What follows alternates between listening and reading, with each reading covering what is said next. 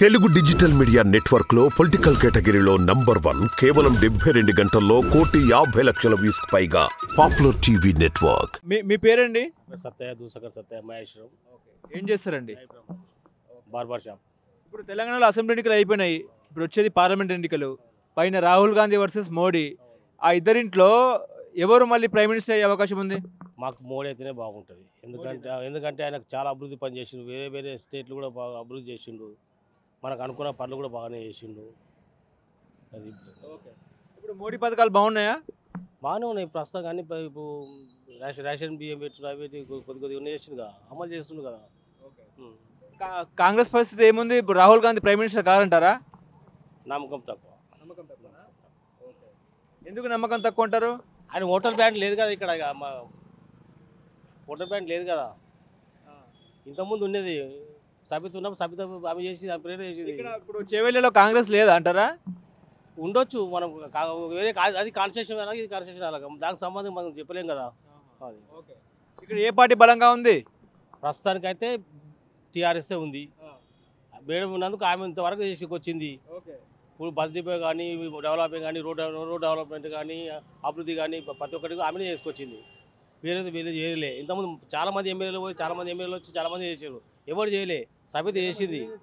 ఆమె చేసింది కాబట్టి ఆమెకు ఆ మాత్రం స్థానం ఉంది. ఆమె గెలిచింది మళ్ళా. ఇప్పుడు ఇక్కడ బీజేపీ ఎంపీ అభ్యర్థిగా కొండా విశ్వేశ్వరరెడ్డి పోటీలో ఉన్నారు.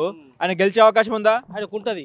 ఎందుకంటే స్థానికంగా కూడా మంచిగా, వ్యక్తిగత కూడా మంచిగా. ఆయనకు ఇంతకుముందు కూడా ప్రచారాలు కూడా చూసినాం అవి. ఆయనకు మంచి వ్యక్తి, క్యాండిడేట్ కూడా మంచిగా ఉంది.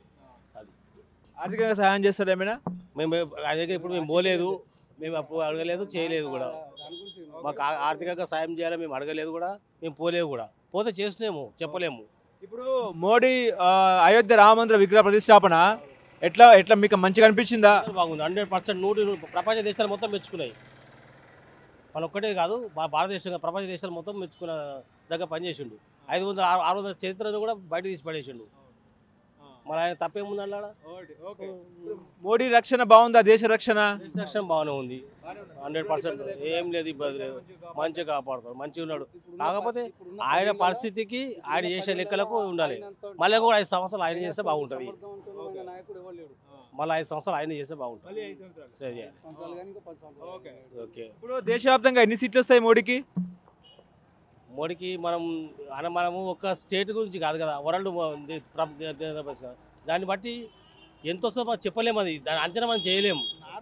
ఇప్పుడు మన మహేశ్వరంలో విలేజ్లే ఒక 13 గ్రామ పంచాయతీలు ఉన్నాయి, 13 వార్డు నెంబర్లు ఉన్నాయి.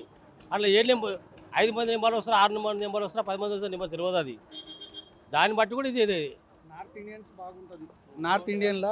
నార్త్ ఇండియన్ మొత్తము మోడీకి అనుకూలంగా ఉంటుంది. ఈ సౌత్లోనే కొంచెం దిమాగ్ లేని వాళ్ళు ఉంటారు కాబట్టి ఇక్కడ దిమాగ్ లేని వాళ్ళు ఎట్లా అంటే, ఇప్పుడు గుళ్ళు గోపురాలు లేని వాళ్ళు, అక్కడ ఏమో మొత్తం హిందూ మతం అనే సిద్ధాంతంతో గుళ్ళు గోపురాలు పూజారులు ఎక్కువ ఉంటారు కాబట్టి ఆ హిందూ మతం అనేది ఎక్కువ ఉంది నార్త్లో.